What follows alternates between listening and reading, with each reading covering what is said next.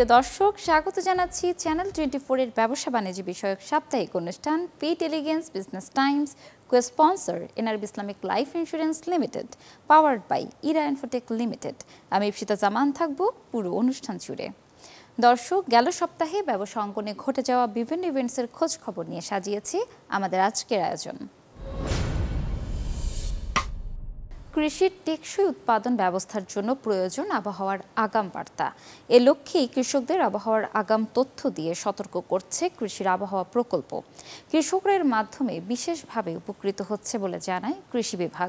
এ বিষয়ে ধারাবাহিকভাবে কাজ করার পরামর্শ অর্থনীতিবিদদের। সম্প্রতি মে মাসের শেষে দেশের উপকূল সহ 50টি জেলায় ঘূর্ণিঝড় রেবাল আঘাত হানায় কয়েকদিনেই দেশের শুধু কৃষি খাতেই ক্ষতি হয় 1060 কোটি টাকার বিভিন্ন ফসল। এরপরই চলতি মাসে সিলেট অঞ্চলে উজানের ঢলে হওয়া বন্যায় ক্ষতি অপূরণীয়।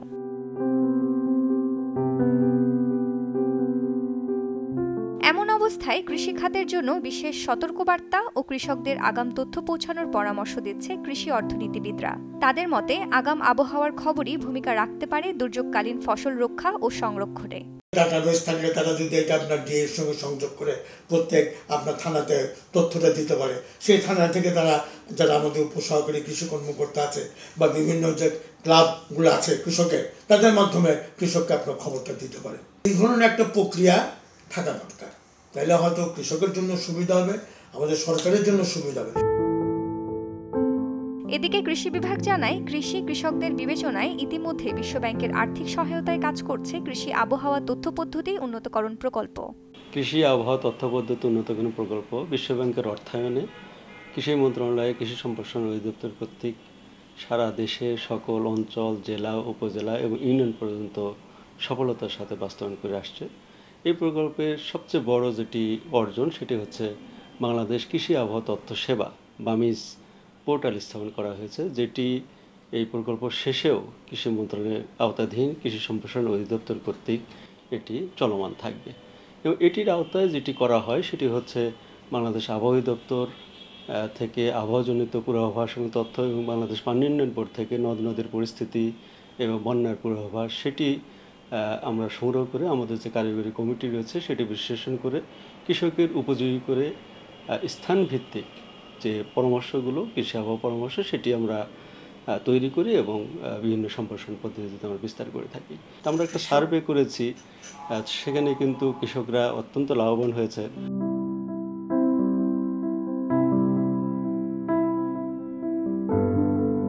আবহাওয়া এবং নদ নদীর সামগ্রিক অবস্থা সম্পর্কিত উন্নত মানের এবং নির্ভরযোগ্য তথ্য কৃষকের কাছে পৌঁছানো এবং এ সংক্রান্ত তথ্য উপাত্ত সংগ্রহের উন্নত পদ্ধতি ব্যবহারে ডিএইর সক্ষমতা বৃদ্ধি করাই এই প্রকল্পের মূল উদ্দেশ্য বলে জানান প্রকল্প পরিচালক।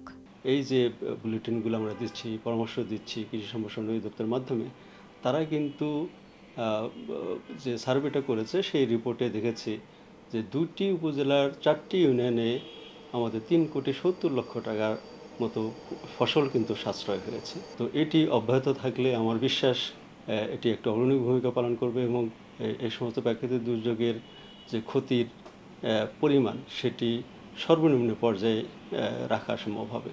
তো এটি আমি মনে করি যে দেশের অর্থনীতিতে এবং ক্লাইমেট স্মার্ট এগ্রিকালচার নিশ্চিত করা এবং ক্লাইমেট চেঞ্জের যে প্রভাব সেটিকে কাটিয়ে উঠে দেশের খাদ্য নিরাপত্তায় একটি অগ্রণী ভূমিকা পালন করবে বলে আমি বিশ্বাস করি।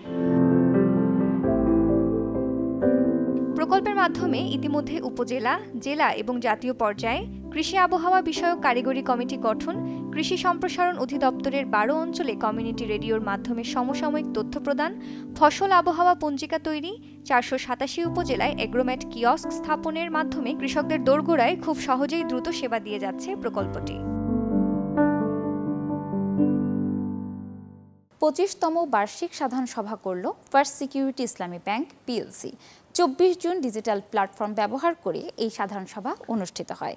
ব্যাংকের পরিচালনা পর্ষদের ভাইস চেয়ারম্যান মোহাম্মদ আব্দুল মালেকের সভাপতিত্বে সভায় অন্যান্যদের মধ্যে উপস্থিত ছিলেন শরিয়া কাউন্সিলের chairman professor doctor Mohammad Giasuddin Talukdar, পরিচালনা পর্ষদের সম্মানিত সদস্যবৃন্দ, ব্যাংকের ব্যবস্থাপনা পরিচালক সৈয়দ ওয়াসেক মোহাম্মদ আলী, কোম্পানির সচিব অলি কামাল, এফসিএস এবং উল্লেখযোগ্য সংখ্যক শেয়ার হোল্ডার। সভায় 2023 সালের সমাপ্ত বছরের জন্য শেয়ার হোল্ডারদের জন্য 5% নগদ লভ্যাংশ ও 5% স্টক ডিভিডেন্ড অনুমোদিত হয়। আরও 8টি উপশাখার উদ্বোধন করল এনআরবি ব্যাংক। উপশাখাগুলো হলো সিলেটের ফেঞ্চুগঞ্জ, বগুড়ার সান্তাহার ধুনট, রাজশাহীর কাশিয়াডাঙ্গা, বরিশালের বাটাজোর, নারায়ণগঞ্জের ধর্মগঞ্জ, ফেনীর ছাগলনাইয়া এবং টাঙ্গাইলের গোড়াই উপশাখা। 26 জুন ব্যাংকের প্রধান কার্যালয়ে অনলাইনের মাধ্যমে উপশাখাগুলোর উদ্বোধন করেন ব্যাংকের চেয়ারম্যান মোহাম্মদ মাহতাবুর রহমান। এ সময় অন্যান্যদের মধ্যে ব্যাংকের vice chairman Golam Kabir, audit কমিটির চেয়ারম্যান মোহাম্মদ মতিউর রহমান, পরিচালক মোহাম্মদ জাহেদ ইকবাল, ডাক্তার মোহাম্মদ এহসানুর রহমান, বাইজুন এন চৌধুরী, ব্যবস্থাপনা পরিচালক ও সিইও মোহাম্মদ ওমর ফারুক খান সহ ঊর্ধ্বতন কর্মকর্তাবৃন্দ এবং অনলাইনে উল্লেখিত শাখার গ্রাহক ও সম্মানিত অতিথিরা উপস্থিত ছিলেন। আমাদের এনআরবি ব্যাংক লিমিটেডের 8টি সাব ব্রাঞ্চ আমরা একসাথে উদ্বোধন করতে পেরেছি। এই জন্য আমি মহান আল্লাহ তাআলার কাছে শুকরিয়া আদায় করছি এবং ম্যানেজমেন্টকে আন্তরিকভাবে ধন্যবাদ এবং কৃতজ্ঞতা জ্ঞাপন করছি। আমাদের এই সাব ব্রাঞ্চগুলোর মেইন উদ্দেশ্যটা কি, আমরা আমাদের দুয়ারে ব্যাংক, এইটা আমাদের একটা নতুন স্লোগান, দুয়ারে ব্যাংক। আমরা ব্যাংকের সেবা দুয়ারে দুয়ারে গিয়ে দিব এবং এইটার মাধ্যমে আমরা যত প্রবাসে বসবাসরত বাংলাদেশি বিভিন্ন জায়গা থেকে আসছেন তারা যেন একদম ঘরে বসে এই সেবাটা পায়। আমরা আমাদের যে ডেবিট কার্ড এবং ক্রেডিট কার্ড, এইটার মাধ্যমে আমরা যে কোনো এটিএমের থেকে আপনারা টাকা উত্তোলন করতে পারবেন, এটিএম ব্যবহার করতে পারবেন এবং আপনাদের কাছ থেকে এখানে কোনো চার্জ নেওয়া হবে না। এবং আমাদের ব্যাংকে ক্লিক, এটা এনআরবি ক্লিক নামে একটা অ্যাপ রয়েছে। এই অ্যাপের মাধ্যমে আপনারা কিন্তু সকল ধরনের সুযোগ সুবিধা এই অ্যাপের মাধ্যমে আপনারা নিতে পারবেন। আপনারা ঘরে বসে অ্যাকাউন্ট ওপেন করতে পারবেন, বিদেশে যে জায়গায় থাকেন না কেন সেখানে বসে আপনারা অ্যাকাউন্ট ওপেনিং করতে পারবেন। আমাদের এখানে অফশোর ব্যাংকিংয়ের সুযোগ আছে। আপনারা অফশোর ব্যাংকিংয়ে ডলার, পাউন্ড, ইউরো যে কোনো কারেন্সিতে আপনারা টাকা ওই অ্যাকাউন্টে রাখতে পারবেন, এখান থেকে উত্তোলন করতে পারবেন, এখানে ফিক্সড ডিপোজিট দিতে পারবেন।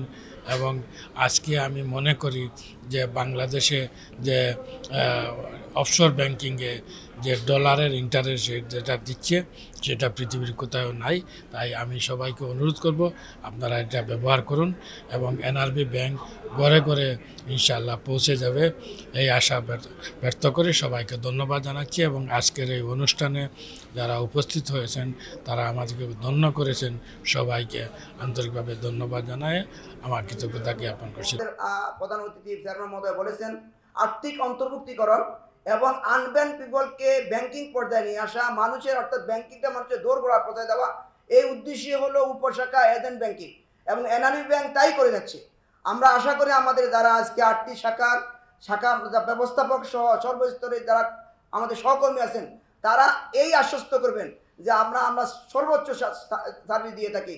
আমি সবাইকে আন্তরিকভাবে ধন্যবাদ জানাচ্ছি যারা আজকে সরাসরি উপস্থিত হয়েছেন এবং আমাদের এই প্রোগ্রামকে সাফল্যমণ্ডিত করেছেন। সমাপ্ত অর্থ বছরে শেয়ার হোল্ডারদের 12% নগদ লভ্যাংশ দিয়েছে অগ্রণী ইন্স্যুরেন্স কোম্পানি লিমিটেড। 27 জুন প্রধান কার্যালয়ে 24তম বার্ষিক সাধারণ সভা করে পুঁজিবাজারে তালিকাভুক্ত সাধারণ বীমা খাতের এই প্রতিষ্ঠান। পুঁজিবাজারে এ ক্যাটাগরির প্রতিষ্ঠানটি ডিজিটাল প্ল্যাটফর্ম। এ অনুষ্ঠিত সভায় chairman Kazi Sakhawat Hossain Lintu, vice chairman Zaker Ahmed FCA, CEO Azharul Islam, CFO Chinmoy Chakraborty সহ পরিচালনা পর্ষদের সকল সদস্য অংশগ্রহণ করেন। বিপুল সংখ্যক শেয়ার হোল্ডারদের সম্মতিতে এজিএম এ কোম্পানির পরিচালক নির্বাচন, লভ্যাংশের ঘোষণা, নিরীক্ষিত আর্থিক প্রতিবেদন গ্রহণ ও অনুমোদন সহ সকল এজেন্ডা পাশ করা হয়। এজিএমে উপস্থিত সকলকে ধন্যবাদ জানিয়ে চেয়ারম্যান কাজী সাখাওয়াত হোসেন লিন্টু অগ্রণী ইন্স্যুরেন্স কোম্পানির উত্তরোত্তর সমৃদ্ধি কামনা করেন। অগ্রণী আমাদের এই ইন্ডাস্ট্রিতে about 46 insurance company, general insurance company. এক্ষেত্রে আমাদের এই মার্কেটে একটা ছোট্ট একটা সমস্যা, যে সমস্যাটা প্রত্যেকটা কোম্পানি ফেস করছে, এটা আনহেলদি কমিশনের একটা সমস্যা। তো এই আনহেলদি কম্পিটিশনে আমাদেরকে টিকে থাকতে বা আগাইতে বেশ বেগ পেতে, এবং তার ভিতর থেকেও আমরা কমপ্লায়েন্স মেনে আইডিআরের রুলস অ্যান্ড রেগুলেশন এবং যাবতীয় সব কিছু মেনে আমরা যে ব্যবসাগুলো করছি, তো আলহামদুলিল্লাহ মোটামুটি আমাদের কোম্পানি একটা ভালো পর্যায়ে চলে গেছে। মিনিমাম 10 থেকে 15, বিটুইন 10 to 15 আমরা লাস্ট ফিউ ইয়ার্স কন্টিনিউয়াসলি আমরা ডিভিডেন্ড দিচ্ছি। আমাদের অ্যাসেট পর্যায়ক্রমে আগায়া যাচ্ছে। মোটামুটি আলহামদুলিল্লাহ আমরা ভালোই করার চেষ্টা করছি এবং ডে বাই ডে আরও আমাদের টোটাল টিম নিয়ে উন্নতি করার চেষ্টা করি। ক্লেম উইদিন শর্টেস্ট পিরিয়ডের ভিতরে আমরা ক্লেম সেটেলমেন্ট করে ফেলি। ম্যানেজমেন্ট সবাই সম্মিলিত আমাদের সিদ্ধান্ত যে কোনো ক্লেম হলে প্রপারলি ইনভেস্টিগেশন করে দেখে সার্ভেয়ার সহ যাবতীয় ফর্মালিটিস মেনটেন করে যে ক্লেম, সে ক্লেম আমরা ফুললি সেটেল করে ফেলি। এটা আমাদের একটা ট্র্যাডিশন। আমাদের তো টোটাল সিস্টেমটাই এখন মোটামুটি ডিজিটালাইজ, অ্যাজ ওয়েল অ্যাজ আমরা বড় বড় যে গ্রুপ আছে বাংলাদেশের, ওনাদের ব্যবসাগুলো কীভাবে একের পর এক আরও ইনভলভ হইতে পারি, তাদের কাছ থেকে তাদের সহযোগিতা আমরা আরও ব্যবসা আগাইতে পারি, এটাই আমাদের লক্ষ্য। দীর্ঘ 3 যুগ পর স্বদেশে ফিরলেন কেন্দ্রীয় কচি কণ্ঠের আসরের প্রতিষ্ঠাতা হেমায়েত হোসেন। এই উপলক্ষে 26 জুন রাজধানীর গুলশানের সিটি স্কেপ ইন্টারন্যাশনালে অনুষ্ঠিত হল সংগঠনের সকল সদস্য, পৃষ্ঠপোষক এবং শুভানুধ্যায়ীদের নিয়ে মিলন মেলা ও বিদেশি ফান্ডে দেশে শিশুদের জন্য বিভিন্ন পরিকল্পনা সম্পর্কে আলোচনা সভা। তাসনুভা মোহনার সঞ্চালনায় সভাপতিত্ব করেন সাবেক সচিব শফিক আলম মেহেদি। এই অনুষ্ঠানে কেন্দ্রীয় কচি কণ্ঠ ও কচি কণ্ঠ ফাউন্ডেশনের ইতিহাস, বর্তমান ও ভবিষ্যৎ পরিকল্পনাকে আত্মস্থ করার পাশাপাশি হেমায়েত হোসেনকে ফুল দিয়ে বরণ করা হয়। অনুষ্ঠানটিতে সংগঠনের মহাসচিব মোহাম্মদ কাইয়ুম খান ছাড়াও বিশেষ অতিথি হিসেবে সাবেক বিচারপতি AKM আব্দুল হাকিম, ফেনী 3 আসনের সংসদ সদস্য লেফটেন্যান্ট জেনারেল মাসুদ উদ্দিন চৌধুরী, রেবা রহমান, ফরিদা হেনা, BTRC এর সাবেক সচিব ও চেয়ারম্যান সৈয়দ মারগুব মোর্শেদ, জাতীয় ফুটবল টিমের সাবেক অধিনায়ক কায়সার হামিদ, সঙ্গীত শিল্পী মাকসুদুল হক, ফেরদৌস ওয়াহিদ, অভিনেতা মনির খান শিমুল, সংস্থাটির সহ সভাপতি হিসেবে সাবেক সেনা কর্মকর্তা মেজর জেনারেল মোহাম্মদ আলী, সমাজ সেবা অধিদপ্তরের মহাপরিচালক ডক্টর আবু সালে মোস্তফা কামাল, টার্ক পরিচালক AKM লুৎফুর রহমান, রাজুক উপসচিব মোহাম্মদ মনির হোসেন হাওলাদার প্রমুখ উপস্থিত ছিলেন। কচি কণ্ঠের আসর অনেক পুরনো প্রতিষ্ঠান। দীর্ঘ 34 বছর পর আমি বাংলাদেশে এসেছি। কচি কণ্ঠ সারা বিশ্বব্যাপী তার কার্যক্রম পরিচালনা করে যাচ্ছে। মূলত শিশুদের শিক্ষা এবং সেবা, এই দুটো বিষয়েই কচি কণ্ঠের মূল লক্ষ্য। কচি কণ্ঠ আগামী বছরে world children summit for village development নামে 10 দিন ব্যাপী 125টি দেশের শিশু প্রতিনিধি দলের সমন্বয়ে একটি সম্মেলন করবে। সেখানেই কচি কণ্ঠের আগামী দিনের পরিকল্পনা, রূপরেখা সব কিছু তুলে ধরা হবে। এটি মাত্র সূচনা।